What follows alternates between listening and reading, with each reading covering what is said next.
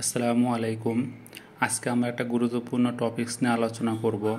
সেটা হচ্ছে আমরা কোন ধরনের ডাইস দিয়ে কোন ধরনের ফেব্রিক ডাইং করতে পারবো। একজন টেক্সটাইল ইঞ্জিনিয়ার অথবা ডাইং জিএম বা ম্যানেজারকে অবশ্যই জানতে হবে যে কোন ধরনের ডাইস দিয়ে কোন ধরনের ফাইবার ডাইং করা যায়, কোন ডাইসটা environment friendly, production friendly, dyeing মেথডটা ইজি, এটা আমাকে জানতে হবে। প্রথমে হচ্ছে আমরা রিঅ্যাক্টিভ ডাইস নিয়ে আলোচনা করব। রিঅ্যাক্টিভ ডাইস হচ্ছে একটা অ্যানায়নিক ডাইস, মোস্ট পপুলার একটা ডাইস, এবং এটা ডাইং প্রসেস অন্যান্য ডাইসের চেয়ে সহজ। তা রিঅ্যাক্টিভ ডাইস দিয়ে আমি কটন, ভিসকোস, লিলেন, উল, সিল্ক এবং লাইলন ফাইবার ডাইং করতে পারবো। ডিসপার্স ডাইস হচ্ছে একটা হট ব্র্যান্ডের ডাইস, হাই টেম্পারেচারে এই ডাইস কাজ করে এবং এটা হট ওয়াটারে সলিবল এবং এটার কোনো আয়নিক গ্রুপ নাই। Polyester, nylon, acrylic, acetate, rayon, triacetate rayon fabric বা ফাইবারগুলো আমরা ডিসপার্স ডাইস দিয়ে ডাইং করতে পারবো।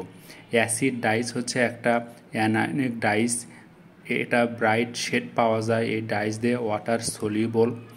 অ্যাসিড ডাইস দিয়ে আমরা উল, সিল্ক এবং লাইলন ফাইবার ডাইং করতে পারবো। তারপর হচ্ছে ভ্যাট ডাইস। ভ্যাট ডাইস হচ্ছে ওয়াটার ইনসলিবল, এটা ভেরিয়াস শেড পাওয়া যায় এবং এটা কস্টলি এবং এটা ডাইং প্রসেসটাও difficult. Vat dyes. Sulphur dyes দিয়ে আমরা কটন, ভিসকোস এবং লিলেন ফাইবার ডাইং করতে পারবো। সালফার ডাইসটা হচ্ছে cheap, very easy, wet fastness properties ভালো, কিন্তু লাইট ফাস্টনেস প্রপার্টিসটা তেমন একটা ভালো না। এটা water insoluble dyes, sulphur dyes. Azoic dyes দিয়ে আমরা কটন, ভিসকোস এবং লিলেন ফাইবার ডাইং করতে পারবো। তারপরে ডিরেক্ট ডাইস। ডিরেক্ট ডাইস হচ্ছে একটা anionic dyes, water soluble dyes. Direct dyes হচ্ছে cotton, viscose, rayon, linen, nylon, wool এবং সিল্ক ফাইবার আমরা ডাইং করতে পারবো। তারপর হচ্ছে বেসিক ডাইস। বেসিক ডাইসটা হচ্ছে একটা ক্যাটায়নিক ডাইস, এটা ওয়াটার ইনসলিবল ডাইস। তা বেসিক ডাইস দিয়ে আমরা nylon, acrylic, acetate, rayon, silk, wool এবং জুট ফাইবার ডাইং করতে পারবো। তাহলে আমরা আজকের টপিক্সের মাধ্যমে আমরা জানতে পারলাম যে আমরা কোন ধরনের ডাইস দিয়ে কোন ধরনের ফাইবারগুলো ডাইং করতে পারবো।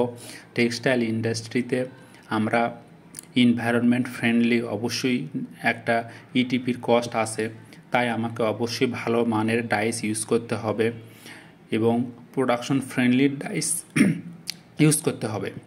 তা আমরা অন্য একটা ভিডিওতে এই যে ডিফারেন্ট টাইপস অফ ডাইসের বিস্তারিত আলোচনা করব, যে কোন ডাইসে কী ধরনের প্রপার্টিস আছে সেটা নিয়ে আমরা আলোচনা করব ইনশাআল্লাহ।